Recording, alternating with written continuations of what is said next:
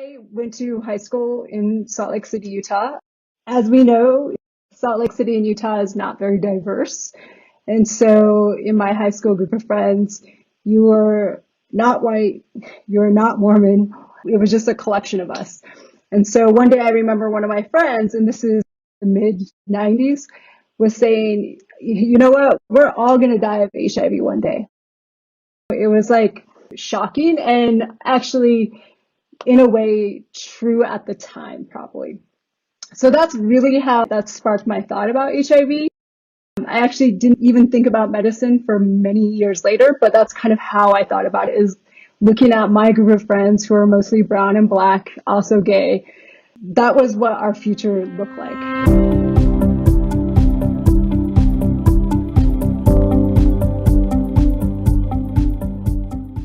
Note that the opinions and ideas shared on this podcast are those of the speakers, not the opinions of the Ogden Surgical Medical Society or its board. While medical topics will be discussed, it is not to be taken as strict medical advice, and individual clinical judgment is warranted in applying information to patient care.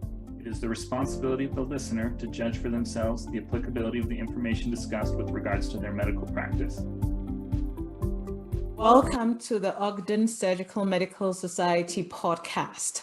Today's topic is on update on HIV in Utah and Utah's first and only free HIV prevention clinic. My name is Dr. Petronella Adomako. I am an infectious disease doctor at McKay Hospital. We have two guests for today. Our first guest is Dr. Susana Keeshin. She received her medical degree from Meharry Medical College, completed her internal medicine and pediatric residency at the University of Utah, and her infectious disease fellowship at the University of Cincinnati. She is currently an assistant professor in the Division of Pediatric Infectious Diseases at the University of Utah and Primary Children's Hospital. She cares for adult HIV patients in Clinic 1A at the University of Utah and pediatric patients at Primary Children's Hospital. Her clinical interests include medical care of people living or affected by HIV, transitioning HIV-infected youth into adult healthcare, treatment of HIV and hepatitis C co-infection, HIV pre-exposure prophylaxis, which is known as PrEP, and that's the one we'll be talking about today, and general infectious diseases. She is a co-founder and leader of Utah's first and only free HIV prevention clinic. Welcome, Dr. Keeshin. And our second guest is Dr. Adam Spivak. He joined the faculty of the University of Utah Department of Internal Medicine, Division of Infectious Diseases in the fall of 2011 after completing his residency and fellowship training at Johns Hopkins Hospital in Baltimore, Maryland. He cares for people living with HIV infection as a member of the Infectious Disease Clinic and attends an inpatient infectious disease consult service at the University of Utah Hospital. He teaches in the medical school, mentors postgraduate trainees, conducts translational research on HIV persistence and eradication, and is also a co-founder and leader of Utah's first and only free HIV prevention clinic. He is also a scientific member of the NIH AIDS Clinical Trial Group and an investigator in the NIH Recover Cohort study, studying post-acute symptoms of COVID-19 infection. So I'd like to welcome both of you to today's podcast, and thank you so much for agreeing to be a part of it. Welcome again. Thanks for having us. Excellent. So I will start off with Dr. Spivak, because you have been here a little bit longer. Can you tell us about HIV in Utah? Sure. We might as well start at the beginning, which is before either of us were here practicing. So of course, HIV and AIDS was first described on June 5th, 1981 by the Centers for Disease Control. And the first case in Utah, I believe, was identified a few years after that. It was in the mid-1980s by Dr. Kristen Rees, who eventually became the provider of most, if not all, people living with HIV and AIDS throughout the 1980s and early 1990s, at which point she moved her clinic from what was Holy Cross Hospital up to the University of Utah. So this was, of course, a global epidemic and affected every place. But in Utah, there really was more or less a single group of providers doing most of the work with regard to this infection. And of course, once the clinic came to the University of Utah, which is a big academic training hospital, lots more folks got involved. And of course, there's a lot more history in there that I'm not qualified to go into in terms of all the other providers. But fast forwarding to the 2010s, I arrived with my wife, Emily Spivak, who's an infectious disease doc as well, in 2011 here, and joined a really fantastic team of people caring for people living with HIV here at University of Utah. As Dr. Keeshin mentioned, we were both interested in HIV prevention. And actually, I'll stop myself there because I don't want to overrun. Stop there in terms of the origins of HIV care here. Okay, well, thank you. So I am presuming, right, that the numbers of HIV in the state of Utah when it was first diagnosed is not as many as we have currently. Do you have an idea of the number of patients with HIV in the state of Utah, Dr. Keeshin? That's an interesting question. It's somewhat a confusing number to come up with, but I know the Utah Department of Health says anywhere from 2,500 to 3,000 people currently live with HIV in our state. The exact number we don't know, but that's kind of the round estimate, what we see today, kind of mid-90s high school time. Okay, thank you. And Dr. Spivak, I see that you do partake in a number of clinical trials. Mm-hmm. So again, what got you interested in that? And can you tell us about some of your trials? Sure. Yeah. So I grew up in Baltimore, Maryland, and I went to medical school at University of Maryland downtown and residency training in Baltimore at Johns Hopkins. And Baltimore has always had, it's been particularly hard hit by the HIV epidemic. And so throughout my medical training, it was a really omnipresent disease. It was very, very common to be admitting patients and caring for people living with untreated HIV infection. And it's a devastating illness. And it really was brought home to me, speaking about my upbringing as a child of privilege. Really, this was a disease in the 1980s. I can remember learning about and asking my parents about something I didn't understand, but that I knew I was afraid of. And I was, sort of taught in the way that parents like to console their children that it's okay. This is not going to happen to you. It's going to happen to someone else. And that's not a very satisfying answer, this concept of other, us and them. One of the things I think that is a critical teaching of infectious diseases in general is there really is no them. There's just us. And these false dichotomies are so devastating, and yet we're all so easily divided, it seems. But in any case, working and training in downtown Baltimore, very close geographically to where I grew up in these leafy suburban areas north of downtown, was really a very different world. And it became clear to me that I had aspirations initially to go overseas, sort of romantic visions of saving the world, et cetera. I didn't really have to go very far from home to serve a community that I could try to provide some help to. And HIV was and continues to be a disease that really disproportionately affects and kills lots of otherwise young, healthy people worldwide. And so it became a very, again, because it was so prevalent and something that seemed a lot more effort was needed. And it's just also a very fascinating disease. It was something I decided to get more interested in, more involved in. So I do some clinical trial work with the AIDS Clinical Trials Group, and that's really focused more on the research side of things, which is a little bit astray from what we're talking about today, but just in a brief summary, of course, as you all know, you put people on antiretroviral therapy and they do very well. but they're not cured. And that's important from a clinical standpoint because there really aren't enough drugs to go around. We're asking people to take a daily pill every day for the rest of their lives that may have some side effects. And of course, there's stigma still of living with HIV, even if you're on treatment. And so the need to find a way to cure the disease, to eradicate it fully is really there, I think, and may not be quite as high a clinical priority as other ongoing pandemics, but it's out there. And so I'm involved on the lab side, ways to study that phenomenon of the HIV persisting in the body, what we call the latent reservoir, and some ways to potentially flush out that virus out of its hiding places in the immune system. So I'll stop myself from going on and on about the lab side of this, but that's really the focus of those ACTG NIH trials is really focused on HIV eradication.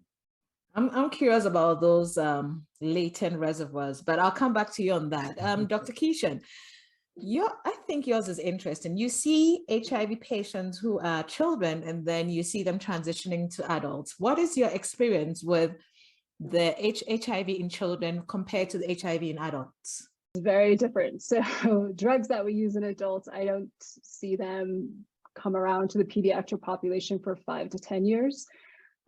Same with pregnant women, actually. So I think the average kind of lag time for us to have PK studies in pregnant women is 6 years.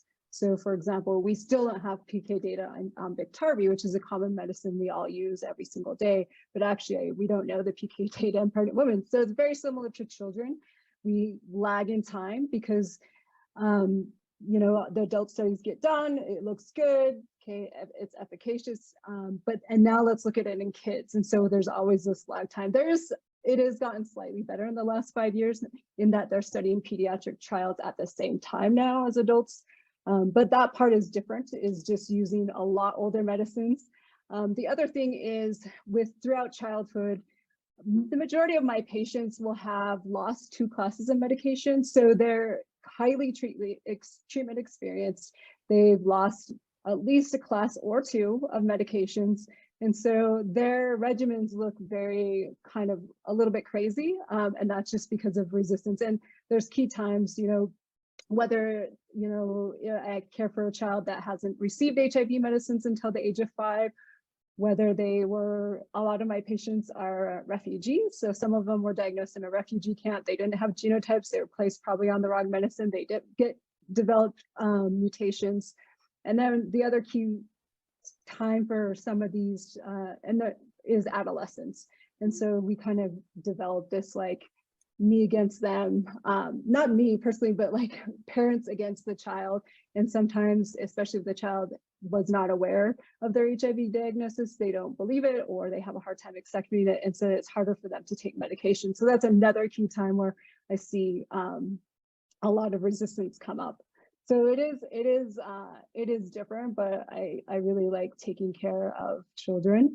That's why I'm a pediatrician, but it is a little bit, it's harder, I guess, but it's really rewarding. So I'm just curious, how do you motivate them? Because I can imagine that for a child, it would be difficult to take a medication every single day. And from what you're saying, it seems like they'll have to take more than 1 pill and probably more than once a day. So how do you motivate them? Yeah, so we actually, when I came here, we've always had great case managers, but the communication between the adult clinic and pediatric clinic was fragmented.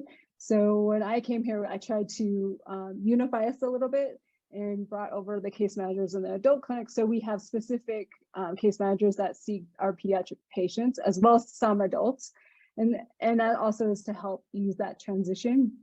So they're key at helping us making sure the child takes their medication. We sometimes have, little bets or like, hey, I'll get you a prize, I'll bring you pizza, like all sorts of things if you can be undetectable.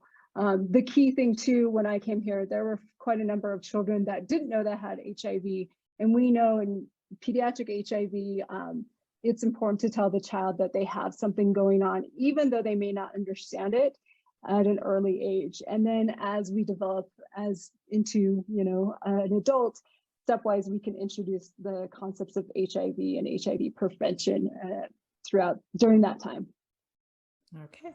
Do you see a change in their acceptance or behavior or adherence? Is that the word I should use? Do you see a change as they grow older, as they transition to adulthood? Yeah, oftentimes I do see that. Sometimes we've had children that were not great at taking their meds for whatever reason. And, they enter adult care. Sometimes it's really shocking to them because now they're in charge of everything. And I do try to, prepare the kids like, hey, you're going to have to call them for refills. Hey, you're going to have to do all these things that your mom and dad did before. But there usually is a change, and it's somewhere in the mid-20s, I think. They realize, hey, I could get really sick, because the problem or the difference with HIV in children and in adults, a child's immune system is really robust, just like we know in everything else. And so a child that doesn't take their HIV meds at the age of 14, they still may have an okay CD4 count. And all their life, they'll be like, hey, my CD4 is okay. I don't have to take medicine. But somewhere around the ages of starting about 18 to mid-20s, your immune system kind of breaks and you can become sick. So sometimes they realize it because they're becoming sick, or their CD4 is now crashing, or they're just maturity. That's the other big thing. Okay, thank you. So Dr. Spivak, what are you going to do with your latent reservoir to help us, to help cure this disease? Yeah, that's a great question. I wish I had the answers to that. The idea that you could even get rid of those reservoirs was very much considered sort of science fiction, and was not an area of a lot of intense study until about the mid-2000s. And there were these sort of whispered reports, and then all of a sudden there was a New England Journal case report about a person known at that time as the Berlin patient.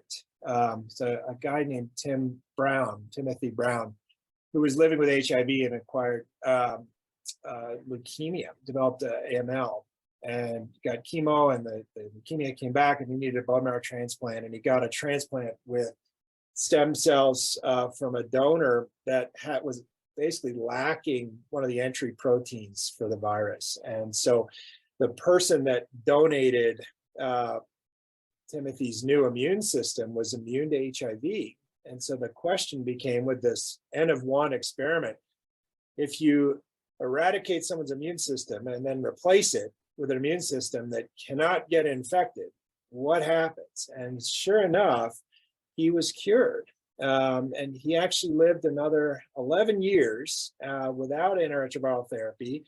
He moved from Berlin back to the United States, where he was originally from, moved actually to San Francisco, and almost became essentially a professional patient. He was poked and prodded every which way looking for virus, and none was ever found conclusively. So he was determined to be cured. Unfortunately, his leukemia relapsed, and he passed away a few years ago. But it's the first known case of someone actually being cured, of one of these reservoirs being eradicated in someone.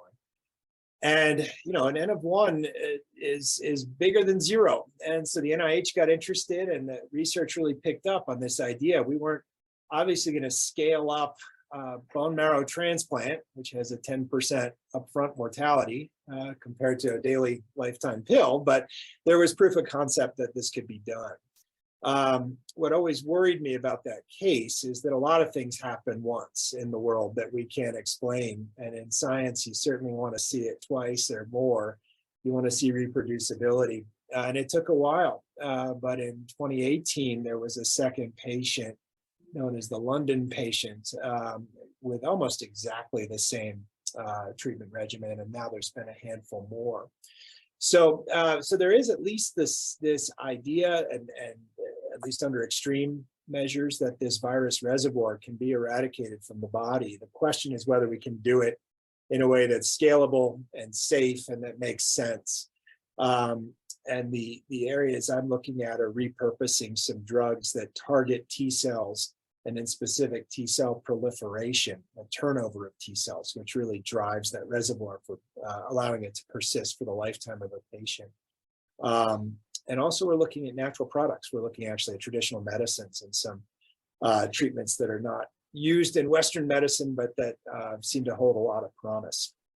So those are in much earlier stages, sort of on the lab side, but we're moving forward with some of the FDA-approved repurposed drugs to see if we can target this reservoir in other ways. So I'd say it's early days.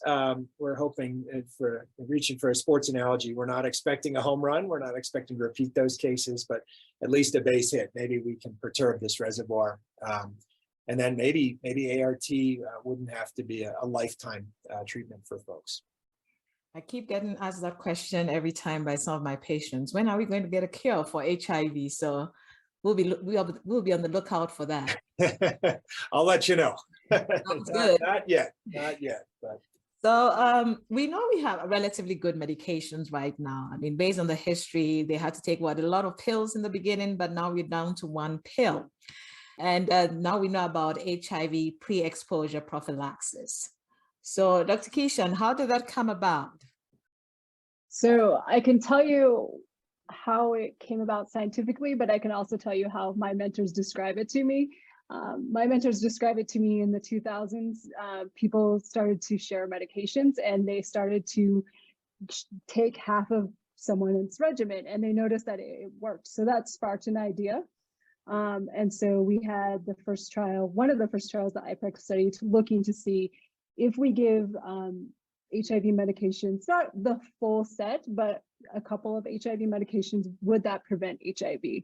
And they found that yes, it was efficacious. And then there were other studies in different populations, people that inject drugs in Thailand. There are other studies that prove the same thing, that yes, taking HIV medications can prevent HIV. So in 2012, the FDA approved the first drug, emtricitabine and tenofovir, for the use of prevention. And then later we had its trade name was at the time Truvada, and then we had another drug called Descovy, which is nearly the same drug, just a different version or a newer version of the tenofovir, and that was approved in 2018-19.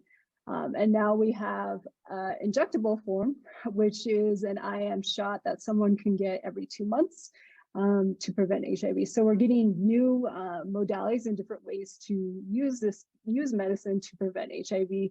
And we have found that actually it's the one good thing I feel like from the studies is real life PrEP is actually much better than the initial studies. The efficacy is much higher in real life versus our initial studies, which is always great news to hear, because usually those clinical studies, we kind of select and cherry pick the best patients, but in real life, it works really well. Awesome. So when it comes to, we know the HIV medications are very expensive. You both work at Clinic 1A. So how do the patients have any help? If those who don't have insurance? Occasionally, I must admit, I've seen patients who have no insurance, who immigrated into the country. How does one go about helping them getting those medications? That's a great question. And that's kind of why we started our clinic, is we were seeing that, people that need HIV prevention aren't able to get this medication. So we started to looking in how we could do it. We looked at the price of labs, negotiate. Adam is really great at working with ARAP to negotiate lab pricing, although that's that's a different story. And then we figured out that Gilead, who was making Truvada at the time, would allow us to have the medication for free if you don't have insurance.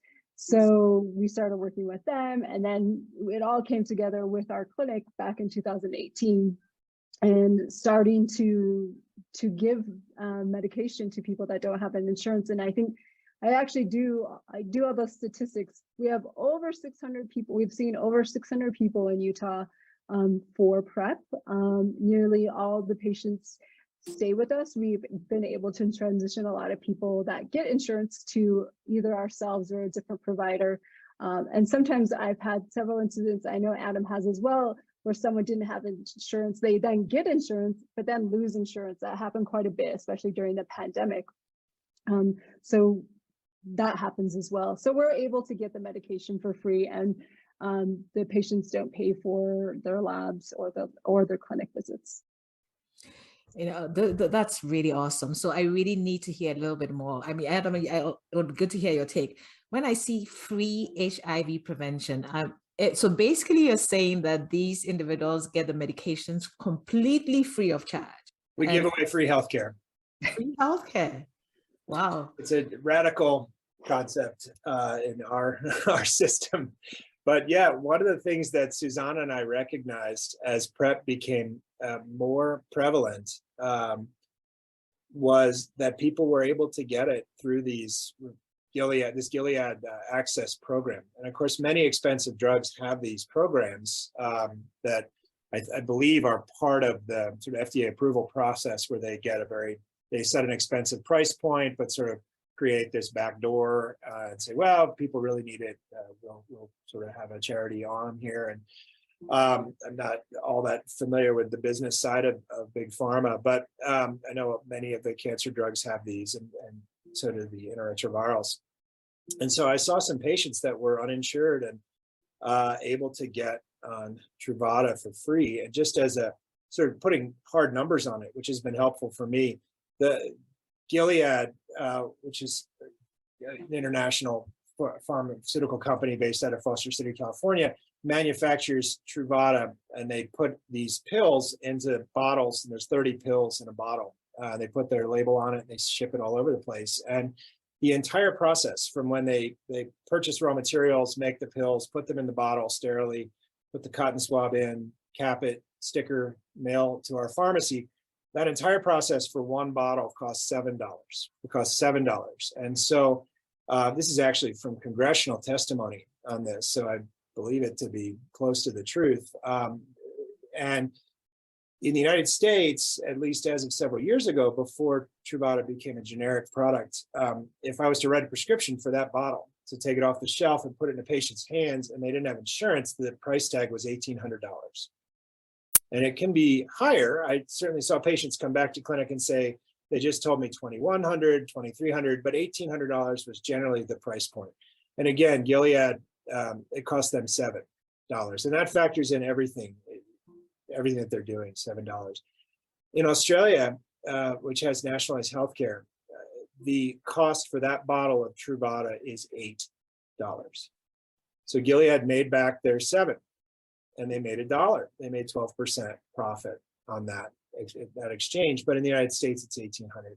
And when Susana and I started talking about this, hearing these numbers and seeing this happen and the way our system works, and this was in the 2017 timeframe, I was pretty upset and angry about what was happening in our country and politically, and I felt pretty unable to do much to change any of that.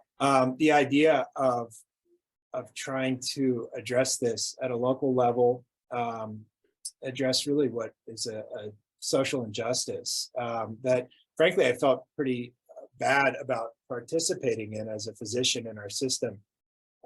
We essentially, instead of being angry and maybe yelling on the internet or doing whatever people do these days, we decided that we're going to lean into this. And, I can make Gilead out to be the enemy, and that's pretty easy from those numbers. But on the other hand, this is the system. If they gave away all their drugs for free, they'd go out of business and we wouldn't have Truvada. And they're participating by the rules that are made. But on the other hand, we found they would give us the drug for free. So rather than get angry, we just asked for a lot of it. And we've been doing this now for 4 years. We are in touch with Gilead. They know exactly what they're doing. They support our clinic. So I'm a little less angry these days. We found a way to get around that. And as Susana said, we managed to make it through the pandemic and still thriving. Great. Good to hear that. Thank you for making the effort. And so, Dr. Keeshin, you had mentioned that you use Truvada, and I think we have Descovy as well as injection. So with your free HIV, the free PrEP, are you sticking only with Truvada, or you have the options to offer Descovy and the injection? Yeah, so working through Gilead, we now get Descovy. We still give people the option of getting Truvada as well. Since now it's generic, it's only $20 to $30 at the pharmacy. Some people, for them, that's easy to pay, and they're willing to do that. We've talked about starting cabotegravir or Apretude. But part of it is that side of things, the pharmaceutical side, the logistics haven't been really clearly mapped out. But they also are obligated to give it for free, just like Gilead did. So when able, we would like to use it if able. For right now, essentially, we give people those options. Hey, we can get you the Descovy for free. We can use Truvada if you'd like, but we would. There's a pharmacy that will mail it to you. It's $20 a month, or I think it's $33 to the university. Anyway, it's going to cost you, and we just let them choose which one they want to use. I see. Based on the side effect profile, some people have preferences. And Dr. Spivak, I'm amazed at the fact that you were able to get the laboratory costs down. How did that come about? Somewhat. That's definitely still the largest single cost of our clinic. So one of the things that we did, and that's recommended, continues to be recommended with HIV prevention, is to, of course, HIV is a sexually transmitted disease, is to test for other STDs, in particular gonorrhea, chlamydia, and syphilis. And what Susana and I have found is that HIV prevention is a pretty phenomenal STD identification and treatment public health modality, and vice versa. Some people come in to our clinic because they want testing for STDs and treatment, and we test and treat all of those for free as part of our routine visits. But as I said, it's very expensive. Syphilis testing is less than $1. The gonorrhea and chlamydia swabs, we do 3-site testing, are $50 each. And the HIV testing is about $10 a shot. So that's sort of starting to learn all these numbers. But when we're doing 3-site testing and it's $50 a test, so it's $150 each visit, 4 times a year for 600 patients, it really starts to add up. We reached out to ARUP, which is obviously the University of Utah Clinical Lab, and explained what we were doing. And they've agreed to provide us the lab sort of at their cost, which again is still pretty expensive. These are molecular assays, and the kits are expensive, and the tech time, et cetera. They also have donated very generously out of their philanthropic arm to our clinic, and that has offset some of the costs as well.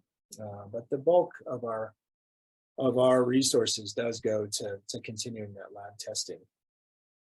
So we are hoping this is a long-term thing, right? We are not seeing any end in sight, I hope. For the clinic, no. I mean, eventually, if we could figure this out, I mean, the thing I tell the med students is that we actually don't need any more science or clinical trials, really. We have the resources that we need. Truvada turns out to be a very well-tolerated drug. It's cheap, it's generic.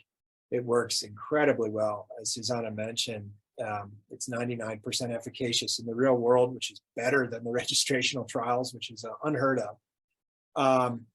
So we could end this epidemic. It really is not an issue or a gap in the scientific knowledge. It's more about priority in medicine and priority in our society, I think. So until we make those changes, no, we'll be around. Awesome. So Dr. Keeshin, how do you get the message out? So we talked about this early on about how we are going to advertise, but since our money is really tied up in labs, we don't have much room or to advertise, so we never did. So a lot of it is just word of mouth. Probably, I don't know, 80% of our patients, our new patients, they come because someone else they know is coming to our clinic. We were able to get a free ad on Grindr, which is a hookup app. So I think we set it up for if someone was in 20 miles of our clinic, an ad would pop up and said something like, hey, do you need HIV prevention? Call this number or get on this website. And that worked, and people showed us on their app what it looked like, or they took screenshots of it. We've had a few patients that are really great. Honestly, they're like peer navigators that shuttle a lot of patients in. I have one patient, he's always bringing us new people. So we really have not advertised at all. And I think, we're still pretty well known out in the community, which is really great. So it's really just been word of mouth. We have not done any advertising. So how do we get patients to you? You have other providers. How do we get them to you or refer them to you all? So the easiest, or how I tell patients, is just Google us. Just put in Salt Lake City PrEP is free, or I think we're like the #1 hit. You can go to our website. Patients can schedule themselves their own appointments. They can also call, but these days people are just going to the website and scheduling themselves, and that's the easiest way. I see. What's the retention like and adherence to? Yeah, so it's actually really high. That's what a lot of people ask too, is like, there is this misconception that people without insurance are not adherent, which is totally a lie and not true. Our patients, I mean, I was just entering someone, it was like their 15th visit. And I realized I have to extend the thing because he's going to keep on coming back. But I mean, literally, we've seen people 15 times. They do retain. There is sometimes people do get upset when they get insurance, because then they have to learn about the insurance system, and there's a lot of hoops, which insurance is accepted by the university, or do I have to go to Intermountain, or that can be very confusing. Or, oh, I can't use AREP now, I have to use LabCorp. So that we do have those issues. We really do try to smooth those out. We have a case manager. We're actually on our second case manager, who helps us kind of reconnect people or connect people to care if they happen to get insurance. Or Medicaid. That's the other thing with Medicaid expansion. A lot more of our patients do qualify for Medicaid, which is great. So that's our other kind of entryway into the medical system, is to get them on Medicaid, because many of them are younger in age, although I think our oldest is in their 60s. Our youngest is 18 or so. But again, majority are in their 20s and 30s. So how often do you see them in clinic? Just like the guidelines say, every 3 months we see them. And sometimes it's been a mixture. We do telemedicine, and we had actually already had planned to do telemedicine before the pandemic. We were supposed to launch that March 2020. Before the pandemic, but then of course the pandemic happened and we got thrown into telemedicine. So now we offer telemedicine or in-person visits, whatever someone likes to do. Most of the time, these patients are relatively healthy. So, and they actually know, like, they'll message us like, oh, I have a rash. Okay, well, let's see you in clinic. Let's not do it over telemedicine. So it's worked out really well. I think patients like it, having the choice of either telemedicine or in person. Okay, great, thank you. So Adam, you mentioned that we know that it's not 99% efficacious. Have you ever seen a patient develop HIV? We have, and actually the numbers are kind of remarkable. Susana mentioned we have over 600 patients in our clinic, and I believe we've identified around 6 new cases of HIV. So the numbers were like spot on in our population.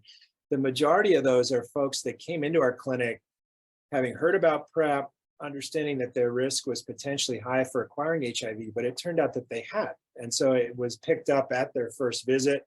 One of our earliest cases of someone who came in with HIV was someone who unfortunately stopped taking PrEP, but was still having lots of sex with lots of partners, and came in and was having some symptoms, and I believe had syphilis, but also the HIV test was newly positive. And of course, that's unfortunate, and there was that gap in care.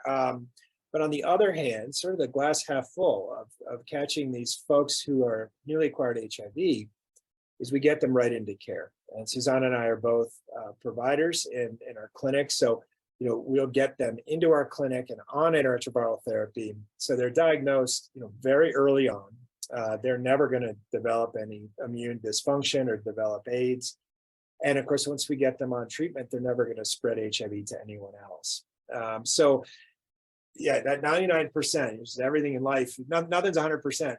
But really, I think it's probably one of the biggest, the most important things our clinic does is really improve the rates of testing among folks who may be at risk of acquiring HIV infection. And that's something that I have a slide showing. I asked the medical students to tell me where we rank as a state in terms of HIV testing among adults. And of course, they generally are pessimistic about this, but it turns out the punchline is that we're 53rd, because of course that includes some territories. But we're the worst state when it comes to testing for HIV. About 25% of adults in Utah have ever been tested once. So, when we talk about this being a, not an epidemic hotspot for HIV, and there's not a lot of HIV here, and I always tell the med students, if someone tells you that, including me, tell them that they don't know what they're talking about. The numbers are terrible, and really, I tell the med students, the most important thing I'll tell you right now is test your patients, because we're just not doing it enough. And again, as we do that in our clinic and we do it frequently, we're going to catch some new cases, and absolutely that's a fantastic thing for the patient and also from a public health perspective. Thank you. So I hear free HIV PrEP, but as you mentioned, it's also a good test. We also test for STDs. So when you have individuals who test positive for some of these STDs, do you treat them? Are those medications free of charge? Do you send them to the health department? How does that work? So we do treat all syphilis, and that is penicillin's actually really cheap, so they don't have to pay for that. Nor ceftriaxone for gonorrhea, so we'll cover that as well. The chlamydia is a little different. We all use doxycycline now, whether it's 7 days or 21 days, depending on symptoms. It's still fairly cheap. It's somewhere around $7. They do pay for that. And I think even at Redwood, since they have a sliding scale for their medication, it's something like $2 if they go there. So that is the only one that they will have to pay for. We used to offer it for free when we were using azithromycin, and they could come and get it. But since, again, we're using doxycycline these days, it's a little more difficult to give that out for free. Okay, thank you. Dr. Keeshin, Dr. Spivak, thank you so much for being willing to be our guest on this show. Is there anything you want to tell us about HIV in Utah? Summarizing it, HIV in Utah, what can we do? What can we do to prevent it? What can we do to about the spread? Anything about HIV? I would reiterate my point that I think testing people for HIV is really the take-home message. We're doing it as a medical profession in this state.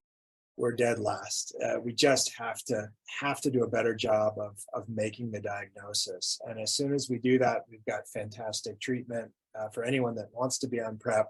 We're trying to make ourselves easy to be found. We are more than willing to see patients who want to get on PrEP. And we have a fantastic physician associate we work with who actually does some detailing work, which is getting out and teaching providers all over the state how to test and treat for sexually transmitted diseases, including HIV. So it's another resource that we have. We didn't get a chance to talk about today, but the number one thing would be to test patients for HIV. Sounds good. How often how is the clinic open Monday to Friday? So we're open on Tuesday afternoons / evenings and one Saturday a month. Dr. Keeshin, anything else you have to add? No, I think the same way. If anyone comes to your clinic asking for PrEP, give it to them. I know there are some guidelines or things that we think that place people at higher risk. If someone asks for it, just give it to them. And then I think some of the other things is just thinking about your population that you do see, especially if someone has an STI, that's a perfect opportunity to talk about HIV prevention. And so it's just a good opportunity that we need to get more and more physicians to test and to ask those questions. Great, thank you. I know we should be rounding out, but I have to go back to Adam. What resource were you talking about the education of other providers? On that yes, we work with a really fantastic PA named Kelsey Genovese, and her funding is partly through our Department of Health contract for a PrEP clinic and partly through a separate Utah Department of Health program that's called Public Health Detailing. And what Kelsey does is go either via Zoom or currently she can go out in person and work one-on-one or with small provider groups. She gives talks. She can talk through individual cases. And again, it's funded by the Department of Health. So there's no cost to anyone's practice, just your time. And she has fantastic resources to talk people through difficult cases, the basics. I want to start prescribing PrEP, but I'm not sure how to go about it. Susana, what would be the best way if folks wanted to get in touch with Kelsey and get on? I think going through the Utah AETC, Okay. they should be able to go through there. I will also plug another Intermountain thing is Intermountain has an LGBTQ patient health echo going on. It's like started last month, I believe, and there's 11 sessions and it's open to any Intermountain provider. And you can just go on the ECHO website at Intermountain to sign up. Well, thank you both very much. Thanks so much. Thanks for having us on.